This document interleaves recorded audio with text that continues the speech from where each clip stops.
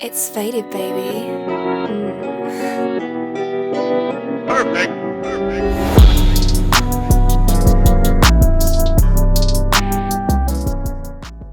Perfect. And listen to this, the artists that are winning, because I love the artists that have been winning the last couple of years.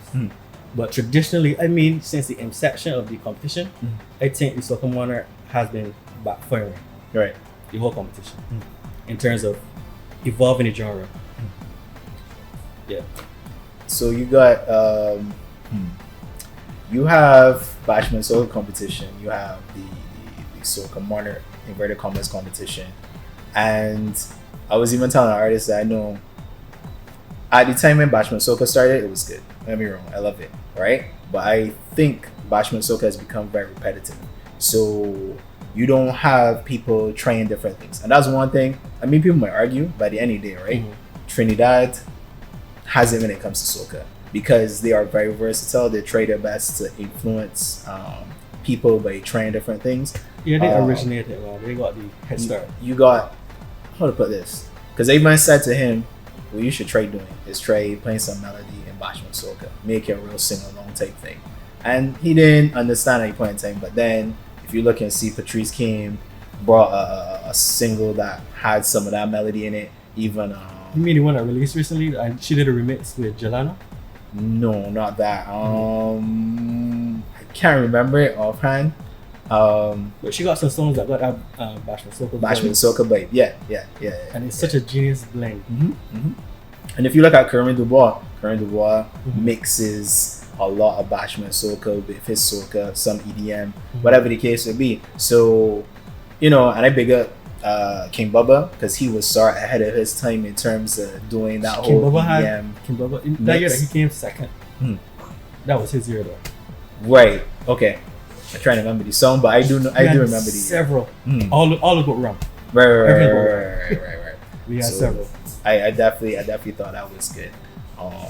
So being ahead of Selecta Charts now, how have things changed for you in terms of how have people been treating you, looking at you? Have more girls reached out to you, been in your DMs? Different stuff like that. In terms of how people treat me, there is definitely a level of respect when I do meet people. Right. It's not really something I think about, and I'm grateful that the lady treat me well. That's not something I would complain about. But honestly, you still have to be careful because you want to protect your company. You want to set a good brand. You still want to represent your country well. Right. Because I've been lucky to get some great opportunities, and I do want to continue to make Barbados look really good in the process. I don't know if I answered everything you wanted just now. DMs. I am very fortunate to be friends with some very successful artists, female artists, that are, very beautiful, very attractive. But I do keep it deliberately Business. Yeah. Okay. I got you. Because I find it, well, I think every person will have this, or majority of people always got this story where, and even you spoke about it before, where, okay, I'm speaking about this thing, I have this vision, you can't see it, so because of that, either we butting heads or you probably don't believe in me, etc. So that's mostly before we launch. right. So with that, and then people recognize, hey, this stuff actually working, it actually is doing something. So where you got bandwagoners, understand? So it's always interesting to see that, and I guess some people deal with it differently.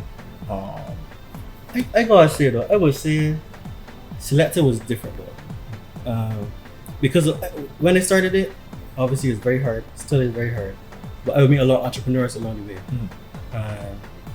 A general sentiment was that Bajans don't support Bajans, and if Bajans start something, Bajans don't support until they get famous or until they blow up overseas or whatnot, right? Right. Honestly, I have fun. from the very beginning, people were behind it. I would say like 99% was behind the idea. And those people that were behind it back then, still behind it now. And out of some of the doubters, actually turned out to be supporters over the years. And this year will be the 5th year in April.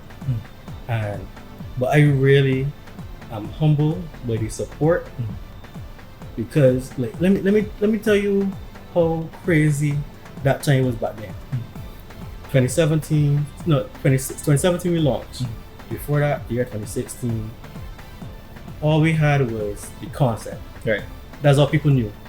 This guy can try to start a music streaming platform for Barbados as a mission to promote local music. And I will never forget when I announced it. No, here's the funny thing, right? Explaining it to people before it launched, people like, music streaming, what I mean, Right. they don't really understand it. This is like 2015, 2016. 2016, now I go to my old school, Queen's College, big up QC. I got the permission from the principal and the vice principal to announce the platform there. And I thought it'd be good to go back to my old school to talk to the students. You know, I thought that'd be a really good mission to inspire them. Right. To give them like, okay, well, anybody could really do this kind of thing. So when I did my speech and I said, hey, this is what we're working on, and I had some music playing, had some little crowd interaction, and I said, we're going to release a music streaming platform. That is the goal. That's what Selecta Charts is. And you know that the students started clapping. They started clapping. Like I said, with the streaming service for local music, we can aim to really push the genre. Right. And they started clapping, and they have this recorded on video on YouTube. And it was just there like they get it. The young people get it. The people get it. So then I actually, for that announcement, I got some friends of mine to record I contracted some friends of mine to record the announcement. And it was the first ad I ever did on Facebook, and it got over 100,000 views. And I've never felt that kind of excitement. Right. Like I was going pretty smart to, I don't know, buy something, right? And an artist would actually approach me in the line and be like, "Wait, use the guy from that video." Like it was legit excitement for this thing, and nobody knew if it would work. Nobody knew what it looked like. Just the idea of it. So you think like, because this is just my thoughts. I think like because they had YouTube and a little bit of the digital space coming forth already, that it made it a bit easier for people to start embrace it. Because I feel like if this was, let's say 10 years ago, right? You would probably have a harder sell. People were willing to get it, right? And that's the platforms before. But timing is something serious. It is true. Timing, because there's even a platform that started in Trinidad that has similar ideas to what I was thinking too.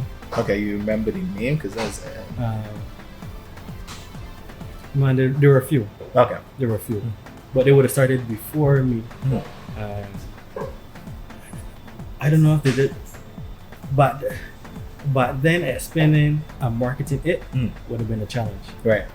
But I just had better timing. I think that's the main thing. That's the main thing. That's the main thing. Because people before me had good products.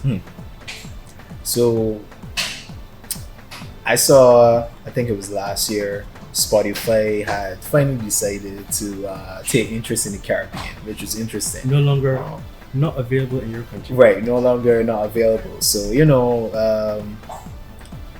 I don't know if it's a case where they were like, okay, this Riri's home. Okay, let me check up and see if I can get a few more stars up in here. Right? So I don't know if that's the case, but of course that would have changed things for you, or I thought it would. Oh, okay. So how did that affect you? Also, how did you feel about that as well? Well, it was surprising. It was surprising because they had ignored the Caribbean for so long. Right.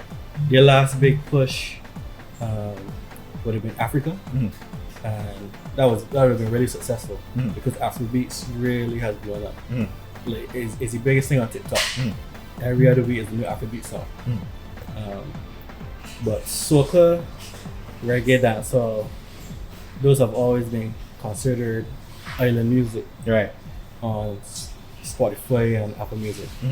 But recently, as you said, Spotify did decide to let us in, and I was watching it very carefully. Like, this is interesting, surprising but interesting. How will this affect what I'm doing? So they launched, and I was waiting for the follow. Okay, everybody can probably jump shark. Or Right. everybody can only be Spotify. And it didn't happen. And then over time passed, and they started seeing artists speak up and say we're not seeing the advantage of being on Spotify. Right. And then certain Caribbean artists just never even bothered. To sign up. Yeah, Okay, that's good. but it's because is a lot of understanding in the music industry. Spotify is a fantastic marketing tool. If you could get your song on Spotify in the playlist, you could get listened by hundreds of thousands of persons. Right. If you're one of the bigger artists, or if you have a hit song. So that is where it already benefit. But if you are up and coming, it is very unlikely, unless someone finds you and puts you on the playlist, Right. that you can really get any benefit. And then as I said, the sad thing, even the artists that top in the playlist, they're complaining they're not making the money they would like for Spotify. Right. So there are a lot of criticisms now as time has passed.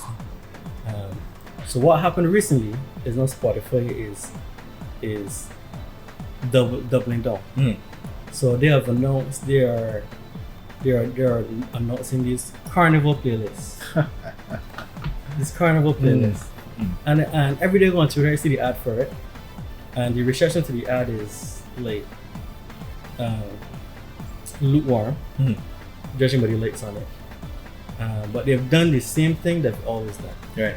They take a few of the top artists, they put them as the face of the marketing, and expect, okay, well, now that we have these artists, it's going to be a hit and success.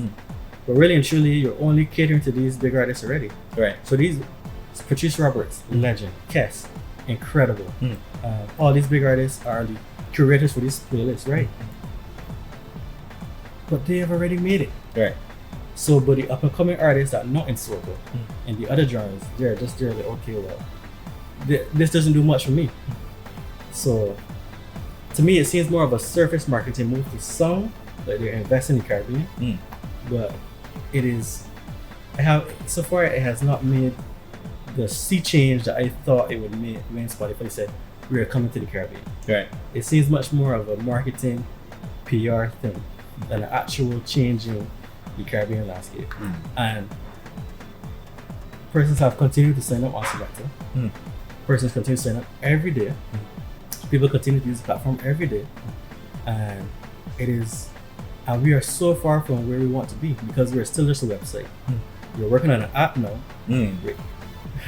I know in interviews like I said last year, we're aiming for the end of last year, but we're still pushing because we really believe in the product. Because if people enjoy using the platform now, wait till you see the app. And we're going to be releasing updates towards the release of the app. As I said, aiming for this summer. So you'll see the website improve. And I will give some hints, like if you want to go and listen to reggae artists specifically, and you want to listen to reggae artists from Barbados specifically, you'll be able to do that on Selecta Charts in the future. Right. It'll be that fine-tuned. So it's going to be really exciting because I believe people are not going to discover artists. Because imagine you just there, like, say you only listen to gospel music, and you hit the gospel filter and you just scrolling when the update goes live, right? You're going to discover so many artists you've never heard of.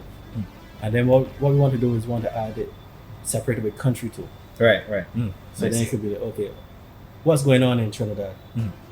Oh, there's a few artists on here. Well, let me listen to these songs. Wow, this is great. And I've never heard of these persons. So I'm so excited to add that part because the discoverability of artists is going to really jump. Yeah. So I got two. You mentioned about streams going up and people continue to sign up. So what is your viewership base as well as your sign up base? Like, if you could give the audience a little bit of numbers so they understand just how big the platform is and how it's been growing. For sure. We're approaching 5,500 users now on the platform. People continue to sign it every day. And the fantastic thing is a lot of the signups are from Africa. Okay. African countries. It is very interesting. Some from the US, some from the UK, some from the Caribbean. But I would say the majority now, over 50%, over 60%-ish is Nigeria, Uganda, Egypt, Cairo. Okay. The Africans are really taking to the Caribbean music. And it's very fascinating to me because they would not have known this before the platform. Right. But that's very encouraging. You know, that's our people supporting our music. So 2 last questions. One, in regards to music and reality, have you found that a lot of people, have you found that that social media has skewed a lot of people's views in terms of you have a lot of big artists, people probably, having Birkins, doing all these fancy things, going to Santorini, Greece, all these different things like that. As an artist, you taking on your woman, you doing whatever. Have you found that a lot of people have not been able to decipher reality and actually stop from bringing it into their own lives? Because I feel like that sort of stuff has actually skewed the way how people look at life. So because now artists are more accessible to you as a person. You can see, this is the life that they live in, and you want to emulate that so bad that in relationships and different stuff, people are expecting certain things, right? You put in unexpected expectations on people from things that you see on the ground from an artist who has worked for years or whatever the case would be, or gotten different deals, and finally come up. So now you're seeing the success. That is a deep question. That's a deep question. What I would say about that is that social media has definitely skewed how people view success, for sure. And the sad thing of it, people take advantage of it where they want to portray themselves in ways that does not match reality. Right. So of course people buy, thousands of followers to make themselves look bigger. People buy, portray themselves not to look like they're not progressive. Right. But the sad thing is, social media is so powerful that the portrayal of it and people's perception is almost as important as the reality. Yeah. So if you look like you are successful on social media, people will actually believe it. Right. If you look like you have a following, people will actually believe it. So social media right now, for better or worse, is the biggest currency right now. Is the biggest currency. People still get signed internationally, and it's usually not based on talent. It's not usually based on just a hit song. It is how much views is this person getting. You're right. How much likes is this person getting. And it is something that's really bad for the industry. It's bad for mental health because people think this is what they have to do to make it. Well, I meant more so in the fact that you now getting signed off of likes and stuff, right? So which means you're not, as you mentioned, you're not getting signed off of talent anymore. So the disrespect, but it is what it is. You have people who are getting signed who are trash, right? And they might have one hit song, but that's just it, right? And because of that one hit song, everything else propels. So the next song they bring out then get 100 million views or whatever the case, because people think that might be another hit or expect it to be, or because your name is already there. So I think that sort of tends to break down and tear down the quality of the industry, right? But yeah, that's just my thoughts on that. What I would say about that still is, despite the fact that social media is so important, quality still runs through. I would still say quality still stands because the classics will always be classics. You know, you may have a moment here and there, Mm. but people always go back to the classics. Okay, I agree. Yeah, that's true. And what we can expect from Selecta Charts? Like, what are your plans in the future? I know you mentioned about the app, but besides the app, what else are you looking to do? We had so many plans before COVID that we're still working towards. The app is going to be a big thing because I would like to. As I said, we have 5,500 users now, but that's just a website. Right. Imagine when people have it on their phone all day long. Yeah, that's true. That's true. The aim is to be the biggest platform for Caribbean music that was ever made. So hundreds of thousands of users, millions of users. This is the target that we aiming for. So the app is going to be very integral in that, and the features we are building to help you get there. And thinking of how we will market it. I do believe we can get there. So the app will be very pivotal in the trajectory of the platform. Right. Outside of that, before COVID, events. Okay. Selecta Charts. If you had asked any artist before COVID what they would like for Selecta Charts, they will say the app. The app for sure. Right. Not just the artist, it's anybody.